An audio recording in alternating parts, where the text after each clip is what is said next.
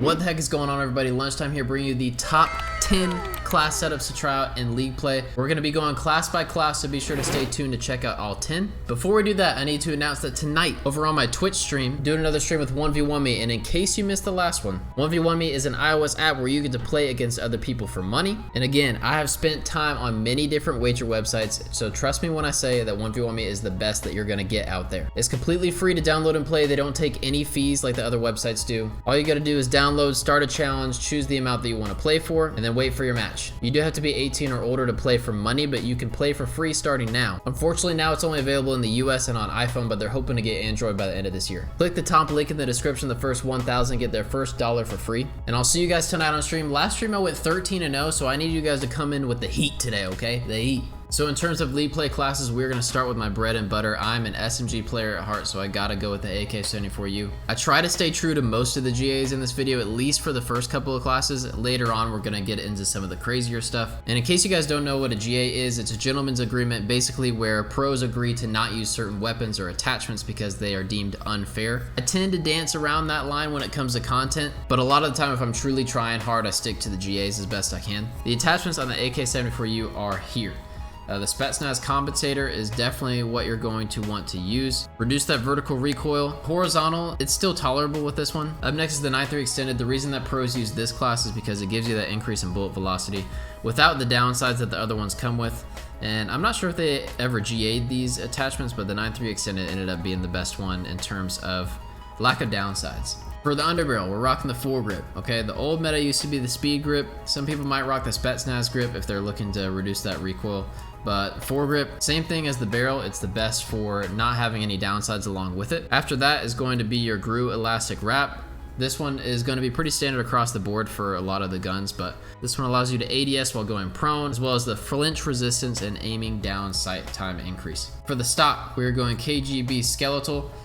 Increase the aim walking movement speed and the sprint to fire time, and in terms of the hip fire accuracy, we don't worry too much about that. That is the class for the AK-74U. If you guys have not tried that out, be sure to let me know down below what you think. And while we're here, if you guys enjoyed the content, double check down below and make sure you're subscribed. We're inching our way towards 50K and I'm super excited about it. Now with the pistol, this pistol is going to be the same for every single class that I have. Proissue Diamatti, this is the one that you get for I think 25 wins in League play, but it's the exact same loadout as the Proissue, but we swapped the muzzle brake for the infantry compensator. I just prefer that more with this pistol.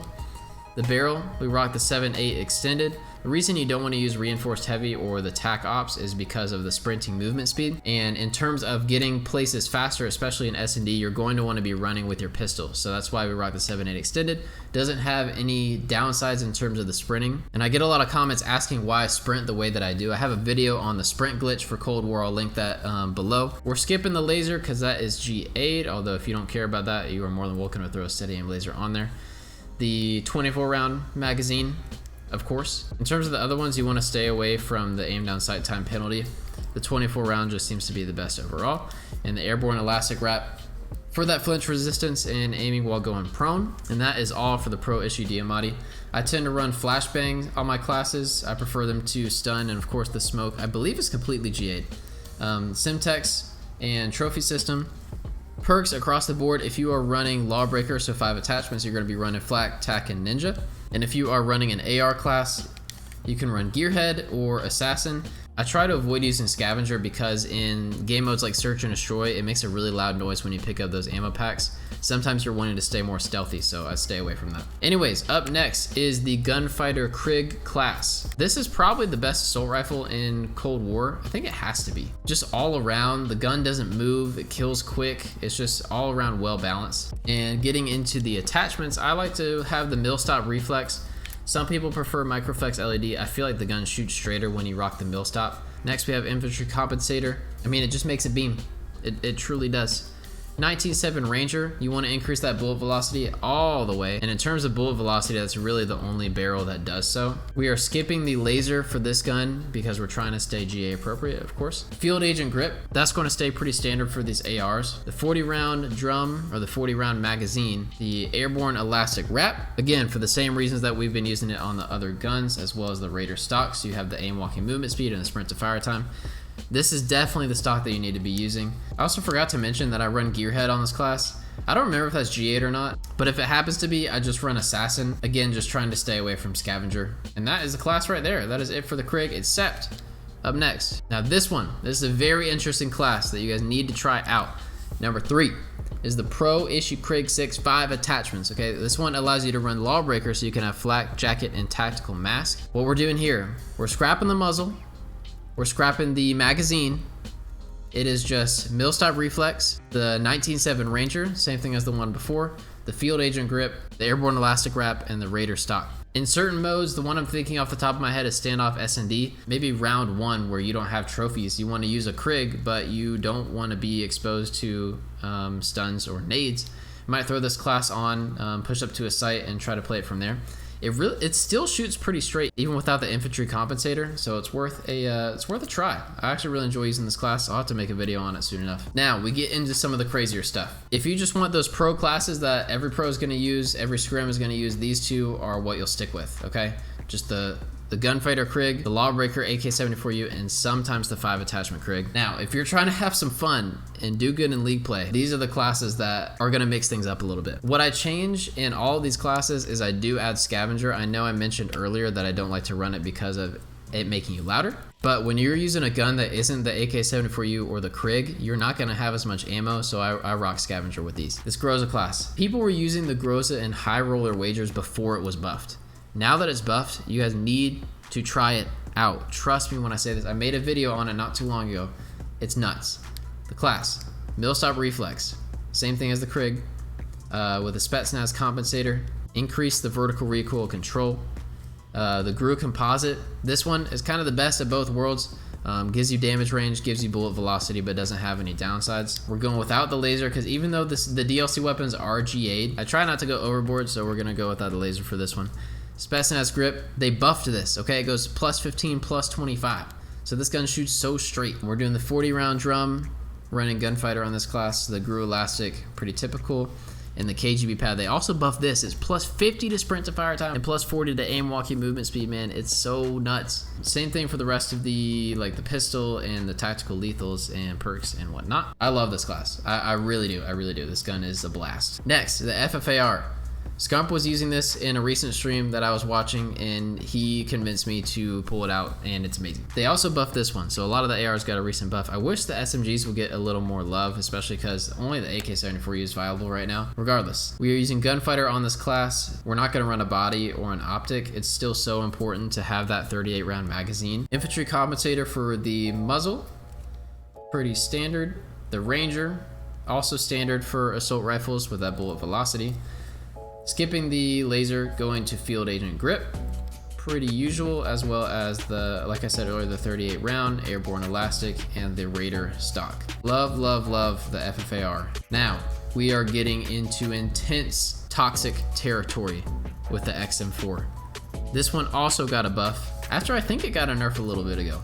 But people hate when you pull this gun out, man, and there's reason as to why, because it's so good. On this one, I like using the Microflex LED, just because I don't know why it just feels better with this one instead of the Millstop. Maybe it's just because when this gun was in its prime, that's what people were using. Per usual, infantry comp, 13.7 Ranger, steady aim laser, because it's already toxic enough to pull out the XM4, you might as well have a laser on it. Field Agent Grip, 40 round drum, Airborne Elastic, and Raider Pad. Very typical AR class, but just on a very toxic gun. Next, the 5 attachment QBZ.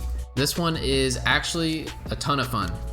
The muzzle brake is what we're using here. The buff that they gave the QBZ, I believe, was a reduction in the vertical recoil. So that's why I'm going with the muzzle brake. If it already got a buff in the vertical recoil, we might as well not give it that extra horizontal recoil. 16.5 Ranger for the bullet velocity increase. No laser, Field Agent Grip, the Airborne Elastic Wrap, and the Raider Stock. I love the idea of mixing in 5 attachment ARs, especially ones like the QBZ and the Groza that can be kind of used like run and gun style. So I've had a lot of fun with this class. For whatever reason, Apocalypse Hardpoint, I will pull this gun out. It just feels right. Maybe it's like the increase in mid-range gunfights. Yeah, this has got to be at number 7 for me. I put this one towards the end, but actually this gun is almost pre-patch XM4 level in terms of toxicity and overpoweredness. I think it's the headshot multiplier for the EM2 that makes people upset. This AR, it's up there. It's up there. We're going with the Microflex LED. Infantry compensator. I guess if you want to be incredibly toxic, you can use the SOCOM eliminator before they ban it. The Ranger barrel, per usual. I don't know. We might as well throw a laser on this one, man. We're using it. We're using it. Field agent grip for the beams. 30 round magazine. And per usual, airborne elastic and the Raider stock. Now we finally have an SMG in the mix, although it is not nearly as good as the AK-74U. If you want to change things up and have a little bit of fun in the SMG category, the Uzi is going to be your way to go, or the Milano, I guess. The 5 attachment loadout that I like to use is infantry compensator, 10.5 Ranger. The bullet velocity is extremely low on this one. If you use the extended, it's at 315. Even with a Ranger, it's at 450. And for comparison, if you go all the way to the AK-74U, with the extended barrel, so 40%, it's at 536. So you have more bullet velocity with a 40% increase of the 74U compared to the 100% increase of the Milano. So that's why you need the Ranger on this gun. As sad as that is, it's the case. And you'll feel it if you try not using the bullet velocity increase, man. It's rough. Field agent grip, just to help the gun beam. Airborne elastic wrap, and then the Raider stock. And last but definitely not least, we have the sniper loadout. You always need a sniper loadout in your back pocket in case the other team pulls it out first. On maps like Miami, I might just pull out the sniper anyways because I feel most comfortable on that map with the sniper. But the class that I like to use is the Stabilizer 308 to increase the idle sway control. The 28-2 extended for that bullet velocity increase with no other downsides. Steady aim laser, I use this one because sometimes you gotta get flashy with it. The Serpent wrap, it used to be airborne elastic, but with the increase in ADS time, the Serpent wrap ended up being the way to go. And finally, Raider pad, so you can have that sprint to fire and aim walking movement speed. Alongside that, we have ourselves the 1911, just because if we're already toxic enough to pull out a sniper, we might as well have the 1911. I rock the muzzle brake, the 683 extended, again making sure that the sprinting movement speed doesn't get altered with this barrel. Steady aim laser, 12 round magazine, and the airborne elastic wrap. And that, ladies and gentlemen, is the end of my league play classes. I hope you guys enjoyed. If you do, let me know with a sub. Again, stay tuned to tonight's stream, and I will catch you guys in the next one.